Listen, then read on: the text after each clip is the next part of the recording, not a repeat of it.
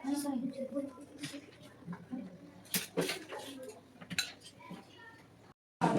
બનાવવા માટે એક કાચનો ગ્લાસ લઈશું, એક મીણબત્તી અને એક ડીશમાં પાણી ભરીશું અને મીણબત્તીને ચડાવી દઈશું અને તેને મીણબત્તીને હળગાવીશું અને કાચનો ગ્લાસ ઉપર મૂકીશું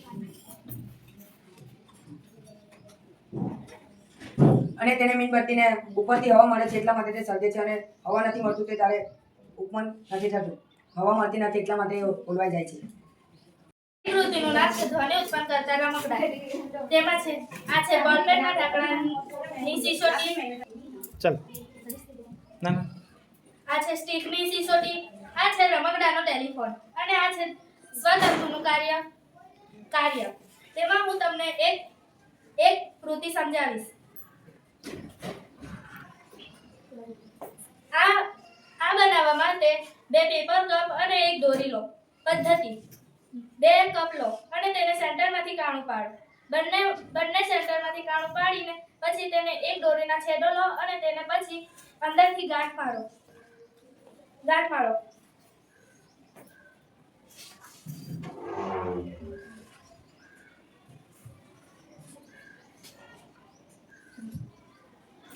અવલોકન કરતા શું જાણે છે? અવલોકન કરતા જાણે છે કે જ્યારે દોરી ફિટ હોવાના કારણે સંદેશા વ્યવહાર સારી રીતે સંભળાય છે, જ્યારે દોરી ઢીલી હોવાના કારણે સંદેશા વ્યવહાર સારી રીતે સંભળાતો નથી. આ સ્વતંત્રનું કાર્ય છે, જેના માટે એક કાગળ લો અને તેને અર્ધગોળ કાપો.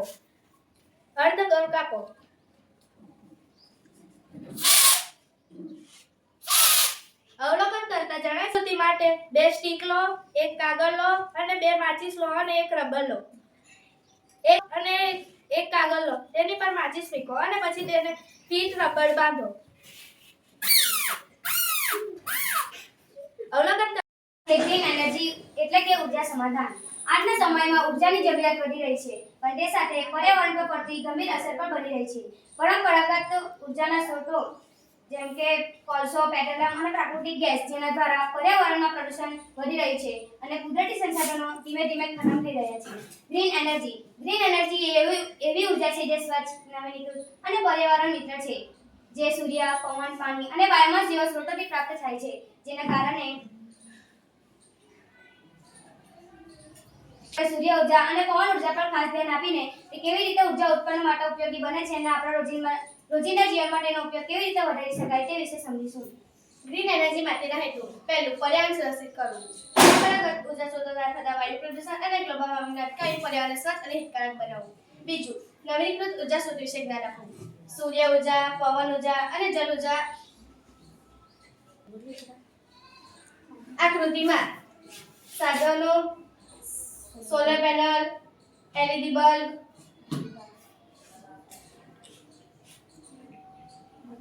મારું નામ છે વીરા પટેલ અને મારી સાથીનું નામ છે અંજલિ રામ. આજે અમે તમારી સમક્ષ એક પ્રવૃત્તિ લઈને આવ્યા છે જેનું નામ છે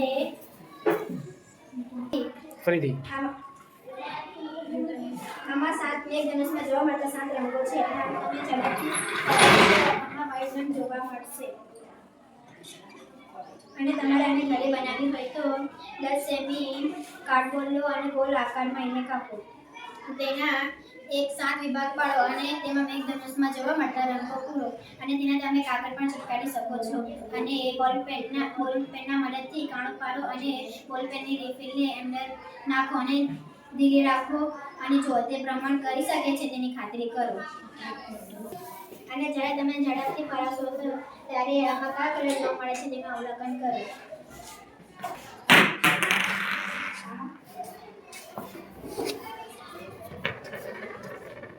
આ જ્યારે ઝડપથી ફરે છે ત્યારે આમાં પિંક કલર. Good morning. મારું નામ છે સૃષ્ટિ અને મારી સાથી પાત્રનું નામ છે જાનકી. આજે અમે બંને તમારી સમક્ષ રેત ઘડીની પ્રવૃત્તિ લઈને આવ્યા છીએ. રેત ઘડી બનાવવા માટે સામગ્રી: 2 બોટલ, રેત, સેલોટેપ, ગ્લુ અને છેદ કરવા માટે પિન. બોટલ 2 બોટલો તેને ધોઈને એક જગ્યાએ મૂકો અને બીજી બાજુ આવી તમે રેતીને છાણીથી છાણી કરો, જેનાથી રેતી નાના ટુકડામાં થઈ જાય. પછી તે રેતીને બોટલમાં નાખી તેને રીતે બંને ઢાંકણાને સમાન સેટ કરો. બંને ઢાંકણા રેતીના બોટલમાં લગાડો. પછી ગ્લુથી તેના બંને છેડાને ચીપકારો. જો તમે જ્યારે રેતી પડે એટલા માટે તમે સેલો ટેપ પણ લગાવી શકો છો. પહેલાના સમયમાં લોકો રેતકડી, સૂર્યકડી અને ઘડીનો ઉપયોગ સમય જોવા માટે કરતા હતા. હવેની ટેકનોલોજી એટલી વધી ગઈ છે કે હવેના સમયમાં સ્માર્ટ વોચ જેવા ઘડી આવી ગયા છે જેનાથી તમે સમય સરળતાથી માપી શકો છો. પ્રશ્નોત્તરી સ્ટાર્ટ.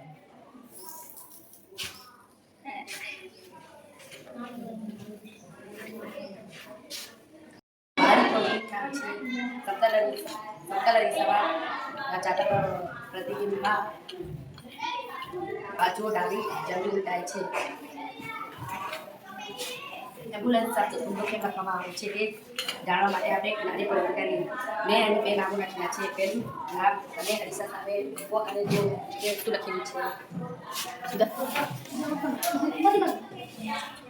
પહેલા કાગળ પર જયદીપ લખેલું છે.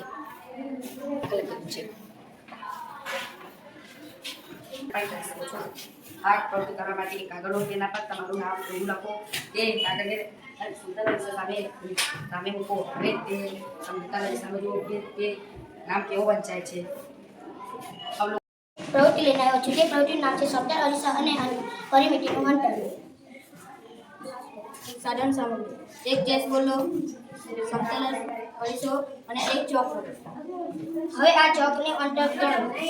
પહેલા અંદરથી પછી બહારથી. 1 2 3 4 1 2 3 4. હવે એની આખી પરિમિતિનો અંતર ગણો. 1 2 3 4 5 6 7 8. હવે અવલોકન કરો. વસ્તુ જેટલા જ અંતરે હોય તેટલા જ અંતરે પદ્ધતિ અરીસામાં જોવા મળે છે. એનું નામ છે તમારા હાથમાં છુપાયેલા પ્રાણીઓના પડછાયા. પહેલા કંધારું ઝૂમ કરો. એક ધોળો કટકો લો અને ખાલી ગ્લાસ લો અને ટોર્ચ લો. ટોર્ચનો પ્રકાશ લાઇટ પર કટકા પર પ્રકાશો અને તમે વિવિધ પ્રકારના પ્રાણીઓના પડછાયા બનાવો, જેવી રીતે કે પતંગિયું, સાપ, મકડી, માછલી. એક ગ્લાસ લો. તે ગ્લાસ ખાલી રાખો અને તેનો પડછાયો પાડો. કપડા ઉપર પ્રગટાવો. તે ગ્લાસનો પડછાયો સારી રીતે નથી પડતો કારણ કે તે અપારદર્શક પદાર્થ છે અને જ્યારે આપણો હાથનો પડછાયો તો સારી રીતે પડે છે. જ્યારે તે આપણો પડછાયો કાળા રંગનો દેખાય છે, જ્યારે આપણે હાથ મૂકીએ ત્યારે ટોર્ચનો પ્રકાશ આપણા હાથ પર પડે ત્યારે તે વસ્તુ કાળા રંગની દેખાય છે અને જ્યારે આપણે ગ્લાસ મૂકીએ છીએ ત્યારે તે દેખાતો નથી, તે સારી રીતે નથી દેખાતો.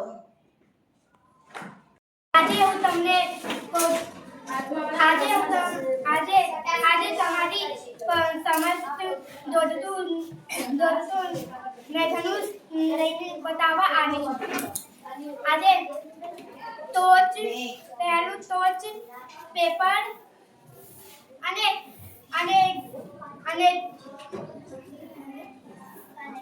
સ્કેચ અને પેન, ગ્લાસ અને પાણીની જરૂર પડે છે.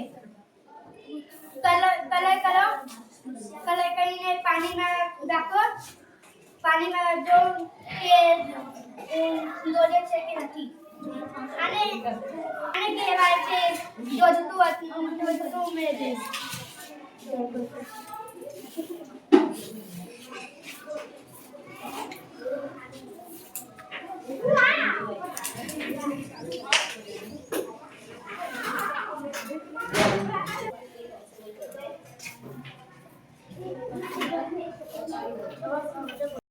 છે વિદ્યુત તથા પરિપથ.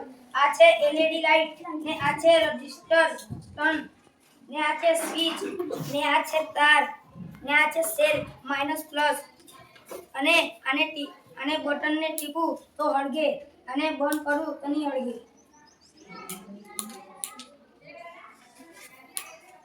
રંગબેરંગનું હળગે.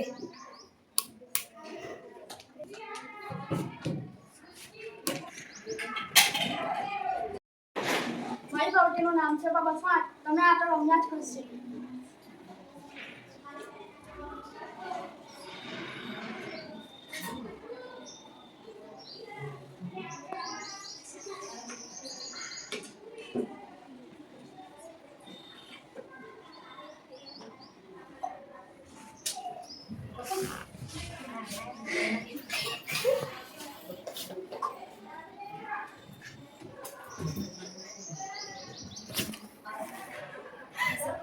નામ છે પાણીનો પ્રેશર. પહેલા 3 બાટલા લો, ગ્લુકોઝથી તેને ચોંટાડો અને ઉપરનો એક બાટલાનો ઉપરનો ભાગ કાપી દો. પછી લેવલ પાઇપ લો અને અહીંયાથી અહીંયા સુધી એક લેવલ પાઇપ જોડો. પછી અહીંયાથી અહીંયા સુધી એક લેવલ પાઇપ જોડો અને બંને ઢાંકણાઓમાં કાણા પાડો અને તેના અંદર એક મોટી સ્ટ્રો નાખો. પછી આપણે ઉપરના ભાગમાં પાણી નાખીશું તો પ્રેશરથી નીચે જશે.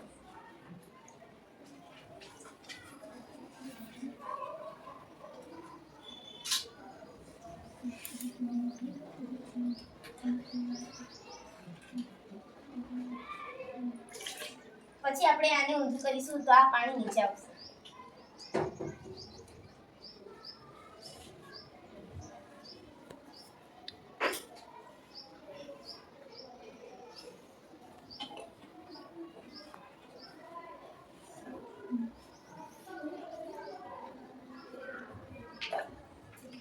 હવે આપણે આને સીધું કરીશું તો આમાં પાણી નાખીશું તો અહીંયાથી અહીંયા જશે અને અહીંયાથી ઉપર આવશે.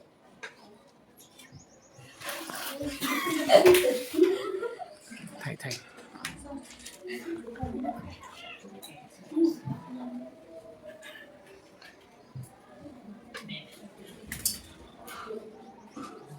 પકડી રાખે ને.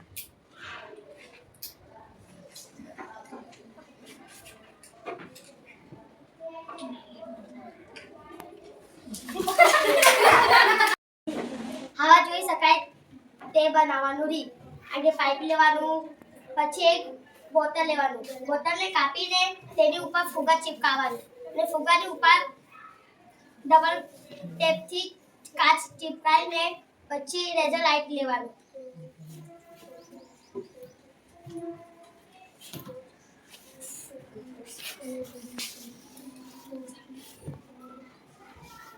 જ્યારે લેઝર લાઇટનો પ્રકાશ કાચ ઉપર જાય છે ત્યારે ફૂગ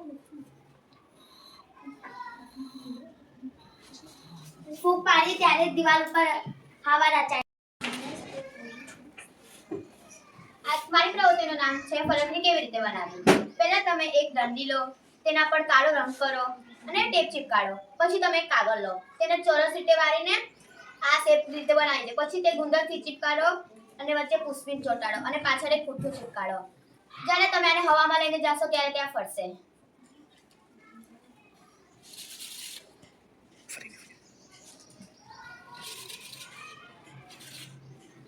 જ્યારે આની હવા લાગશે ત્યારે આ એની જાતે જ ફરવા લાગશે.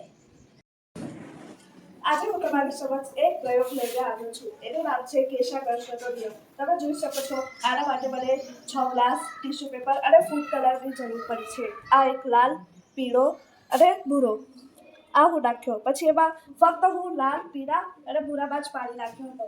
પછી તમે જોઈ શકો છો કે આ પાણી આ ખીચામાંથી આ બંને મિક્સ થાય છે તો બીજો કલર બને છે. પછી અહીંથી પણ બીજો કલર તો તમે જોઈ શકો છો આ લીલો કલર બન્યો છે. આને કહેવાય છે ચાલતો મેઘધનુષ.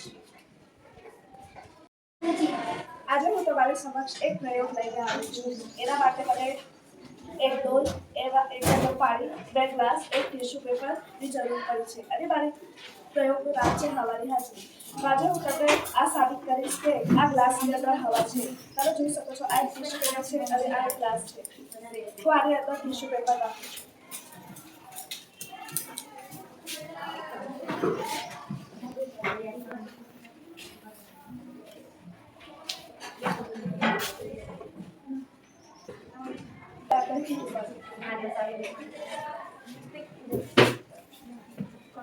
તમને શું લાગે છે ટીશ્યુ પેપર પલળાશે? તમે સાચા છો, આ પલળાશે નહીં, કારણ કે આ ગ્લાસની અંદર હવા. આ જાણી તમને નવું લાગશે પણ આ સાચું છે. તમે જોઈ શકો છો કે જ્યારે હું આ ગ્લાસ આમાં નાખું ત્યારે પાણીનું પ્રમાણ વધી રહ્યું છે. કેમ કે જે આ ગ્લાસની અંદર આ જે હવાની હાજરી છે એ પોતાની જગ્યા રોકી રહી છે, માટે એ પાણીનું પ્રમાણ વધે છે. અને જો હું એને નાખી ઊંધું કરું તો આ શું નીકળી રહ્યું છે? આ પરપોટા નીકળી રહ્યું છે. આ પરપોટાના સ્વરૂપમાં આ હવા છે જે નીકળી વાતાવરણમાં ફેલાઈ ગઈ. પછી અહીં આવીએ, આ છે કેશાકર્ષણનો નિયમ. હું આજે એક પ્રવૃત્તિ લઈને આવી છું. પ્રવૃત્તિનું નામ છે હવાનું દબાણ. તો ચાલો આજે આપણે શીખીએ હવાનું દબાણ. તો પહેલાં આપણે એક બોટલ લેવાનું, બોટલને નીચેની સાઈડ કાણું પાડવાનું, પછી બે ઢાંકણું લેવાનું, પછી વચ્ચે કાળું પાડીને તેમાં એક પાઇપ ઘુસાવીને એમાં ઘુસાવી દેવાનું. તો આ બની ગયું ટાયર.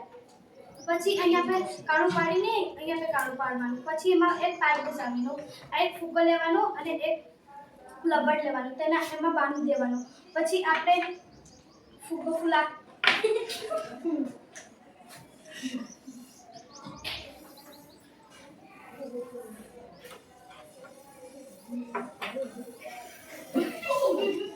અંજલિ ઘણું આગળ